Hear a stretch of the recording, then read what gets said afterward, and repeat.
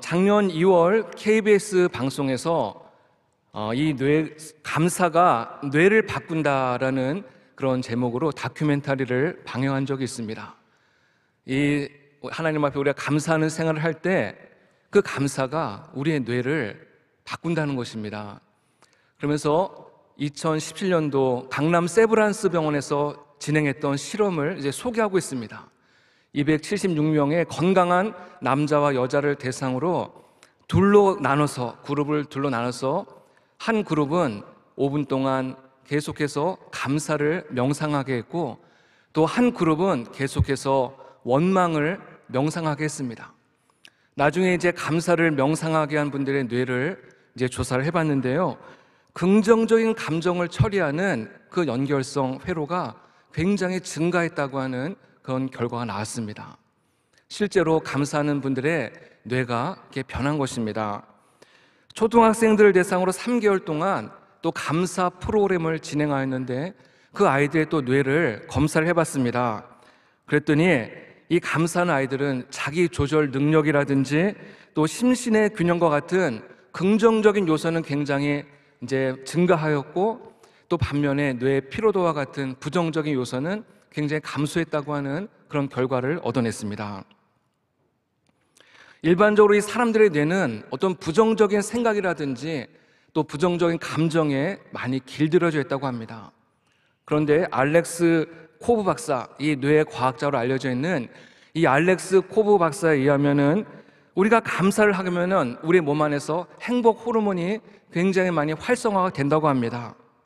그러면서 우리 몸에서 3가지 호르몬인 옥시토신, 도파민, 그리고 세로토닌과 같은 이런 좋은 호르몬들이 계속 나오는데, 이 3가지 호르몬은 단지 우리가 어떤 긍정적인 생활을 한 데서 그치는 것이 아니라 우리로 하여금 더욱더 창의적이고 또 삶의 열정을 불러온다는 그런 굉장히 좋은 호르몬이라고 합니다. 이 코브 박사에 의하면은 우리가 감사의 생활을 할 때 우울증을 치료하는데도 굉장히 많이 도움이 된다고 합니다. 하루에 5가지씩 감사하는 그런 일기를 쓴다든지 감사의 편지를 쓰게 될 때 이 우울증으로 치닫는 회로가 다시 원상태로 회복된다고 하는 그런 결과를 그의 책에서 소개하고 있습니다. 원로 목사님께서 지난주에 설교 말씀 가운데 우리가 말하는 것, 어떤 말을 하냐에 따라서 뇌가 그 말을 기억한다는 것입니다. 우리가 긍정적인 말을 하고 또 감사의 말을 할 때 그 뇌가 우리의 말을 기억하고 모든 것을 긍정적인 방향으로, 잘 되는 방향으로 우리의 삶을 이끌어주고 도와준다, 그런 말씀을 하셨습니다. 그래서 감사하는 삶을 살아가는 사람은 잘 될 수밖에 없다는 것이에요. 우리가 일반적으로 이런 얘기를 많이 하죠. 사람은 잘 바뀌지 않는다, 변하지 않는다. 그렇습니다. 사람은 잘 바뀌지 않고 변하지 않습니다. 부정적인 생각, 부정적인 습관이 들어져 있는 사람은 잘 바뀌지 않습니다. 근데 우리가 감사하는 생활을 하면은 그 감사가 우리의 삶을 바꾸는 줄로 믿습니다. 우리 모든 성도들은 항상 감사하는 성도들 되시기를 간절히 바랍니다. 성경에 보면은 하나님께서 이스라엘 백성들 향해서 계속 반복적으로 주시는 말씀이 있습니다. 그것은 뭐냐면은 은혜를 기억하라는 것이에요. 기억하라. 신명기에 이런 말씀이 많이 나오는데요, 또 시편 103편 2절에 보면은 그 모든 은택을 잊지 말지어다. 우리가 하나님의 은혜를 기억할 때 이 기억이 우리를 감사의 자리로 인도하는 줄로 믿습니다.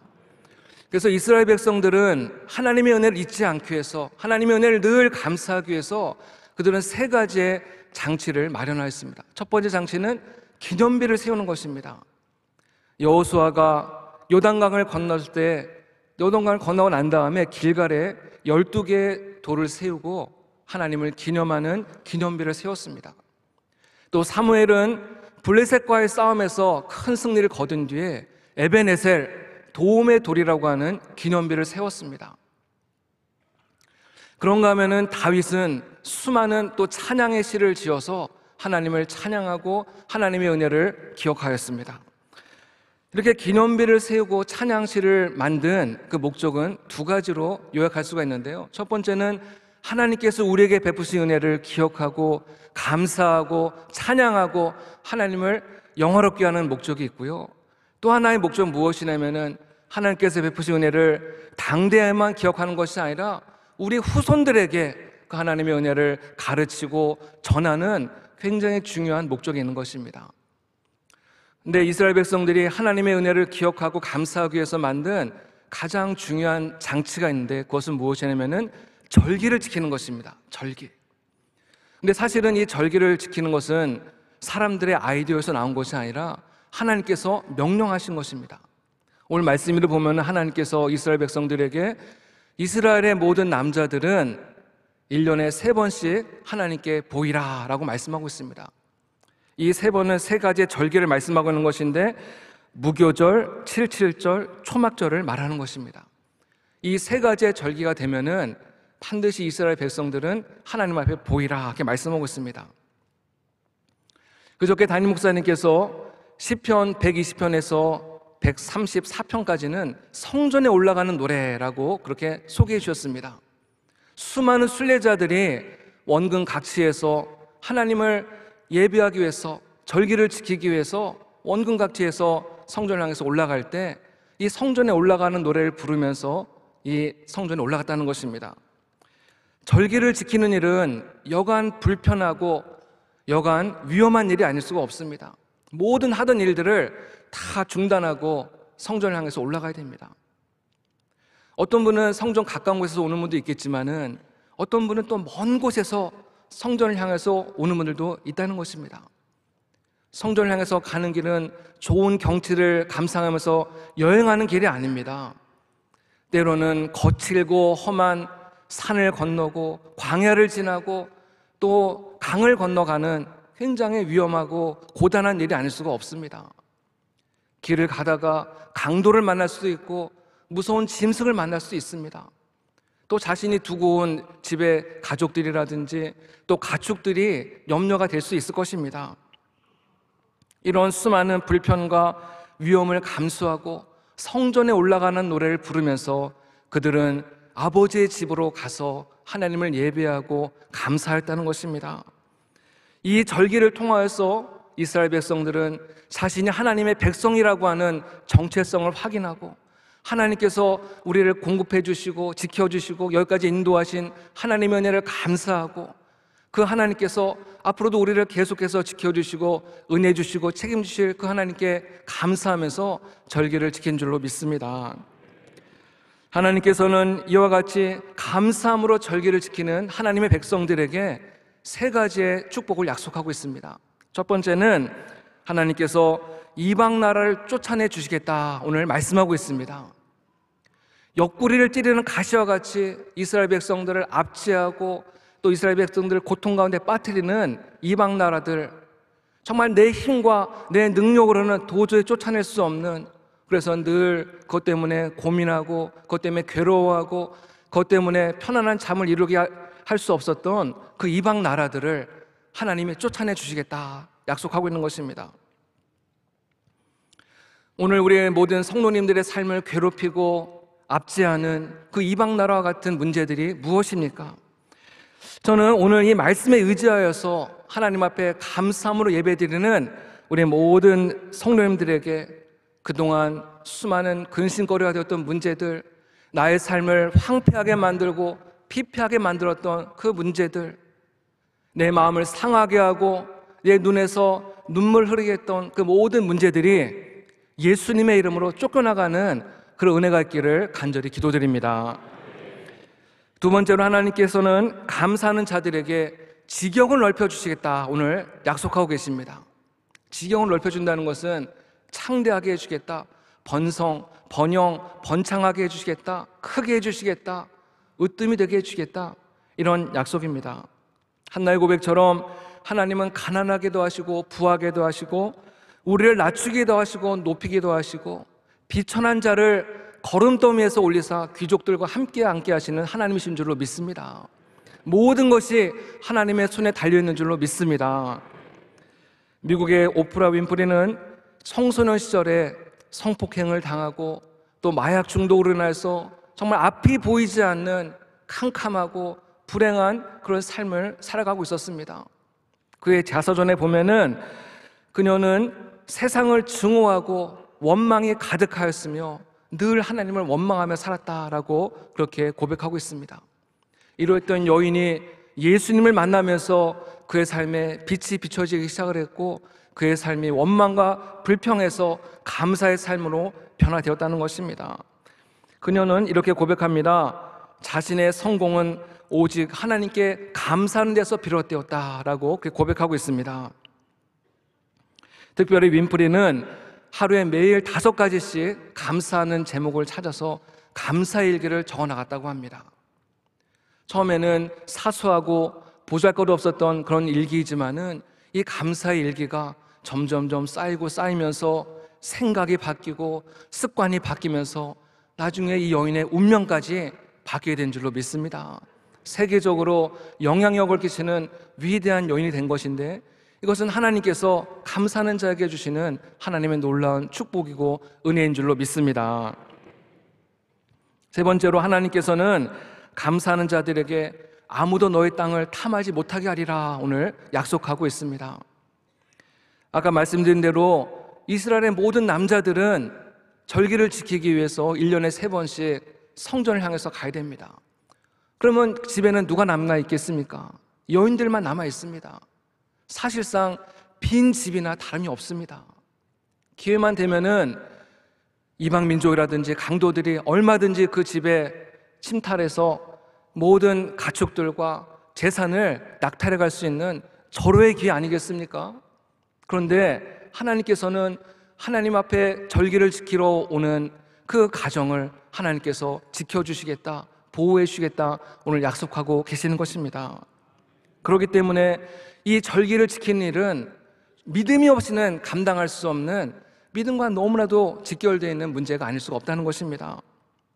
집을 비우는 기간에도 하나님께서 나의 가정과 나의 재산을 지켜준다고 하는 믿음, 안식일을 지키면서 아무 일도 하지 않는 동안에도 하나님께서 나의 가정, 나의 건강, 나의 재산, 나의 자녀, 우리 앞날을 하나님께서 지켜주시고 책임져 주신다는 믿음, 이 믿음이 없이는 절기라든지 안식일을 지킬 수가 없다는 것입니다. 이스라엘은 우리가 잘 아는 대로 늘 주변국과 크고 작은 많은 전쟁이 있어 왔습니다. 오늘날도 많은 늘 크고 작은 분쟁이 있는데요, 그 중에 역사에 기록될 만한 그런 굉장히 유명한 전쟁이 있습니다. 1967년에 일어났던 6.1 전쟁입니다. 이스라엘을 둘러싼 강대국들인 이집트와 요르단과 시리아가 연합을 해서 이스라엘을 공격을 한 것입니다. 이스라엘 나라는 우리나라의 강원도 정도밖에 되지 않는 굉장히 작고 보잘것없는 나라인데, 주변의 그 큰 나라들이 연합을 해서 이스라엘을 공격을 한 것입니다. 그것도 이스라엘 사람들이 일하지 않는 안식일을 택해서, 일부러 그날을 택해서 이스라엘의 융단 폭격을 퍼부은 것입니다. 이스라엘 백성들은 안식일에 일을 하지 않기 때문에 보복을 하지 않고 그날은 그냥 참고 지나갔습니다. 그리고 그 다음 날부터 이제 보복이 시작되었는데, 단 6일 만에 차례대로 그 모든 나라들을 격파하고 큰 승리를 거두고 그 나라들이 백기를 들고 말았다는 것입니다. 하나님께서 허락하신 큰 승리인 줄로 믿습니다. 안식일과 또 절기를 지킬 때 많은 어려움이 오고 위기가 찾아올 수 있지만은 하나님께서 그 모든 위기로부터 우리를 보호해 주시고 지켜주시고, 오히려 그 위기가 전화위복이 될 수 있도록 은혜를 주신 줄로 믿습니다. 그래서 이런 말이 있습니다. 우리가 주일을 지키는 것이 아니라 주일이 우리를 지킨다. 우리가 일주일에 한 번 주 앞에 나와 예배할 때 하나님께서 남은 6일에 우리의 모든 삶을 지켜주시고 우리의 가정과 건강과 자녀와 우리의 모든 앞날을 하나님이 책임져 주시고 지켜주시고 우리의 가는 길을 인도하시는 줄로 믿습니다. 말씀을 마무리하고자 합니다. 어떤 분은 이런 이야기를 하실지 모르겠습니다. 이 시대가 많이 바뀌었는데 교회도 시대 흐름에 맞춰서 좀 바뀌어야 되지 않느냐, 변화되지 않느냐, 어떻게 안식일을 지키고, 우리로 말하면 주일이죠, 주일을 지키고 11조 생활을 하면은 하나님께서 복을 주신다, 이건 너무 좀 구약적인 개념이 아니냐, 이건 너무 어떤 기복신앙, 샤머니즘적인 신앙 아니냐, 이런 말을 할지도 모르겠습니다. 물론 시대가 바뀌면서 우리 교회도 많이 변화되어야 되고 시대의 흐름에 같이 보조를 맞춰 나가야 됩니다. 그렇지만은 절대로 변하지 않아야 될 부분도 있다는 사실을 우리는 반드시 기억해야 될 줄로 믿습니다. 유대인들은 모세 시대로부터 벌써 4,000년이 지나지 않았습니까? 오늘 이 출애굽기 말씀이 기록된 것이 벌써 4,000년 전의 그런 기록인데, 지금까지도 이 세 번의 절개를 지금까지도 철저하게 지키고 있다는 것입니다.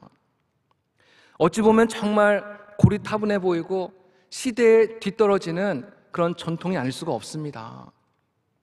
그렇다고 해서 여러분, 유대인들이 정말 뒤떨어진 민족입니까? 여러분, 유대인들 IQ를 한번 검사해 봤더니요, IQ가 평균 94입니다. 두 자리에 두 자리. 우리나라보다도 약 10점이나 떨어집니다. 그렇다고 여러분, 유대인들이 정말 뒤떨어진 민족이냐 말입니다. 그렇지 않다는 것입니다. 전 세계 어느 나라 민족보다도 더 많은 노벨상을 받고 있고, 수많은 선진국, 수많은 강대국들을 배후에서 움직이는 민족이 유대 민족 아닙니까?